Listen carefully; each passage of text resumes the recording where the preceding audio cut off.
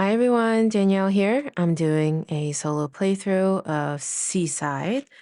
I don't usually play games that come in a bag like this, um, but this is a really fun one, actually. I got this off of Boardtopia, and yeah, just really excited to give it a try. So we have a lot of different what do you call these tokens, I guess, and a lot of iconography. So I do want to show it up close here so that you can pause and just kind of familiarize yourself with them. But I'll try to discuss it as I play what they each do.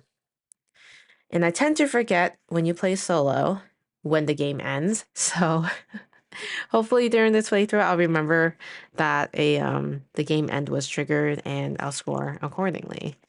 But anyway, you're gonna have all of these little tokens. They're actually not that little. In your bag. They are double-sided and the backs of them are different. So um, typically in the game, you'll be looking at both sides to figure out what you're going to do for that token. I guess kind of the basics, if you see this like darker blue on the bottom, it's going to go into the sea. The sea will be the area farther away from me, so I'll be grouping up my tokens close to me and then farther away. So this will be the sea. And then other tokens will have this white, lighter background. This one's the darker one. If I played it on this side, it would go into the sea. If I played this token on this side, it would go on to the seaside, which is closer to me. All right. So hopefully that makes sense in terms of the basics of placing the tokens. Okay. So when you're playing, you just draw one token at a time. And in the solo mode, might as well just show you. Um, you play exactly how you do. You just continuously take your turn though. So in solo, there's this section here. If you add the 7th beach, the 7th wave, the 7th sandpiper, or your 7th rock to your seaside, it ends immediately. Or if you add a 7th token into the sea. And let me tell you, I've played games where that has been a very quick game where I didn't realize that the 7th token actually went into the sea. So hopefully that won't happen here. If it does, I'll just play another round. All right, so let's get started. So we'll just look at these. This is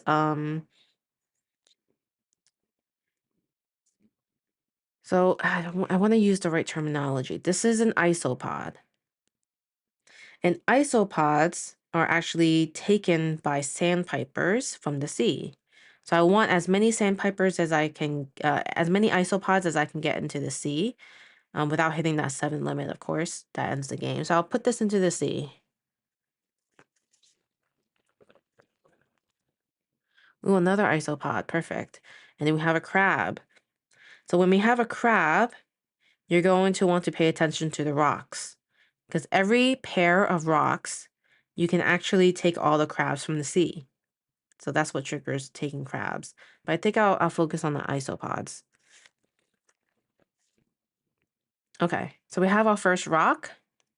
We have a crab. I think we'll grab that rock into our seaside. Again, this is the lighter background. It goes into our seaside. All right. Ooh, a shell. So beaches will be able to grab a shell. And they have special rules too, so I'll talk about that later. Okay, well, we really need a sandpiper here. Oh, another one. Another rock. Okay, so isopod it is. Because right now there's no crab, so I'd rather not keep the rock side. We have a shell. We have a wave. So a wave, if we played it on our seaside, allows us to flip over a beach. But we don't have a beach right now, so I'm just going to put it onto the shell side. Sandpiper, there you go. The other side is a shell. We're definitely taking the sandpiper. So the sandpiper will be placed on the seaside. And then you're going to grab the isopods, all of them, and put them on your side as well. Okay? And they're going to go under your sandpiper. Right now I have 1, 2, 3, 4, and that will matter how many you have. Because the next time we do something like that, we will want to try to get the same exact amount of isopods taken by our sandpiper so that we get to keep the stack. Because if we don't, if we use a sandpiper and take 2 isopods, I'll have to discard the isopods. That is the shorter stack. So if it's the same, I get to keep it. If it's more, I still have to decide that I will be discarding the shorter stack. All right. Okay. We have crab and sandpiper. There's an easy one. We'll do the crab into the sea. Another sandpiper, an isopod. Let's do the isopod. All right, we have rock. It would be better if there were more crabs out there first, but yeah. We'll do the 2 rocks. That means we can grab the crab. Okay, we have a beach, and the other side is a wave. So if we did the beach, we could grab a shell for each beach tile that we have. So we only have 1, so we'll grab 1 shell. Another beach. Do we have a shell? Do the shell out into the sea. Rock or crab? We'll do the crab out there. A wave or an isopod. So let's see. If we did the wave, we could check the beaches we have. It's another wave behind it. So I think we'll go ahead and just put it onto the isopod side. A beach and a wave. I think we'll go ahead and do the beach. Stack the beach. Grab. I could potentially have grabbed 2 shells if there was 2 shells in the sea because I had 2 beach tiles. You grab 1 shell per beach tile that you have. I just have the 1, so I grabbed that one. All right, an isopod or a sandpiper. I think we'll just go ahead and put the isopod. We have a rock. We have a wave. So this one is a wave and this one is a wave. So I think I'll put a rock down into my seaside. We have a wave again and a beach. I think we'll just take the wave. Nothing really happens though. At least though, when you end your game, if you have at least 1 wave, you get to take everything that's in the sea before you score. Another wave, another isopod. Perfect. So I'm looking for a sandpiper, like right away. We have rock, we have crab. I'll put a crab out. So this is getting a little tight because if I put my 7th one in the sea, that means I have to lose the game. Not lose the game. I had to end the game and score. All right, perfect. We have a rock and we have a sandpiper, which is exactly what I want. So I'll use the sandpiper, grab 4, and that matches my current stack exactly, which means I get to keep both of them. That worked out really well for me. All right, we have a beach, we have rock. Perfect. So we'll add that to our pair, and now we get all of the crabs.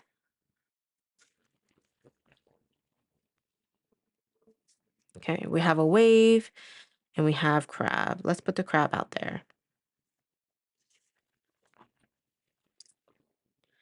We have another beach and a, okay, yeah, another beach and another sandpiper. So I think we'll do the beach, but there's no shells to take. So sandpiper, beach. All right. Rock, crab. We'll do the crab. Isopod or a wave. Um, I'll take the wave and flip this over. Actually, which one do I want to flip over? I'll flip over this one and do the wave. Okay. Isopod and a pelican. I keep calling it pelican, but it's a sandpiper. I'll keep the isopod up in the sea. Another isopod. A shell. Okay, we'll do the shell.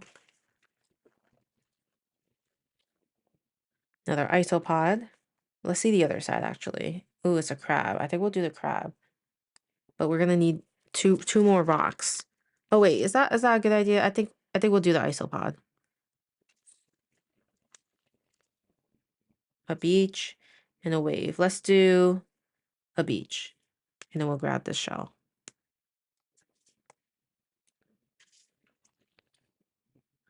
Another beach and a crab. All right, let's hope we can put something away.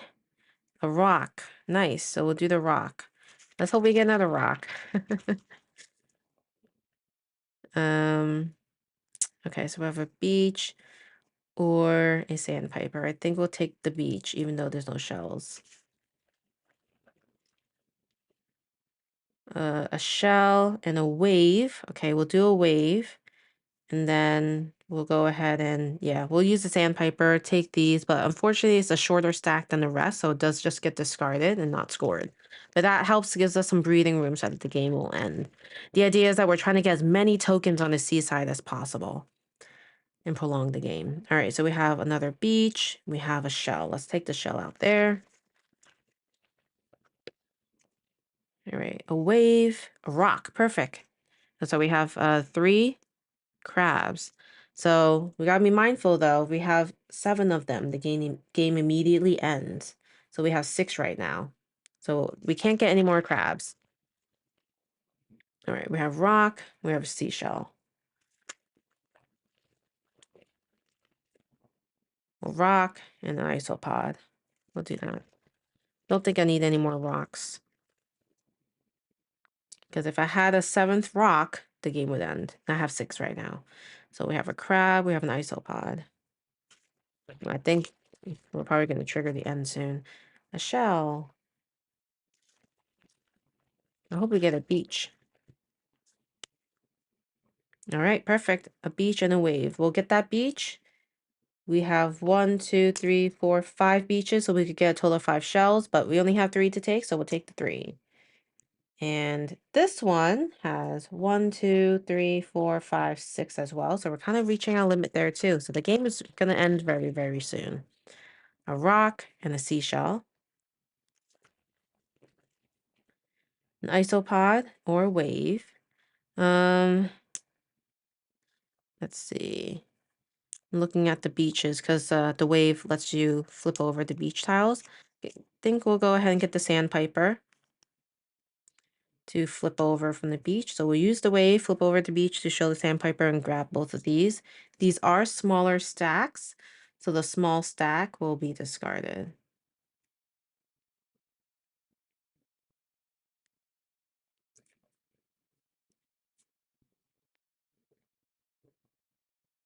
I'm just reading here again though. Am I playing the sandpiper wrong? It says take any number of isopods from the sea. If this new stack is larger than any other sandpiper stack on your seaside, discard those stacks. Maybe I'm playing it wrong. I've been interpreting it a little bit different, but now that I'm like recording, of course, I'm kind of questioning that. So I don't think I do discard it if it's smaller. Let me look at the full rules. So yeah, sandpiper. If it is the same size as the one on your seaside, you can keep it. If it's smaller than the ones on your seaside, you must just, yeah, you actually do discard it. Okay, this one was a little worried me a little bit, but that's okay. All right, let's keep going. Seashell, rock. I think we'll keep the seashell there. Isopod, sandpiper. We'll do the isopod there. Rock, beach. We'll do the beach. But when we do, we're going to be gaining the rest of the tokens. So, because we have a wave, we also gain the rest of the seaside tokens. And now we count. We count up all the tokens. So we have 1, 2, 3, 4, 5. 1, 2, 3, 4, 5. Let's do. So at the end of the day, it doesn't really matter what type you have. It's just you're literally stacking these, and counting up your tiles.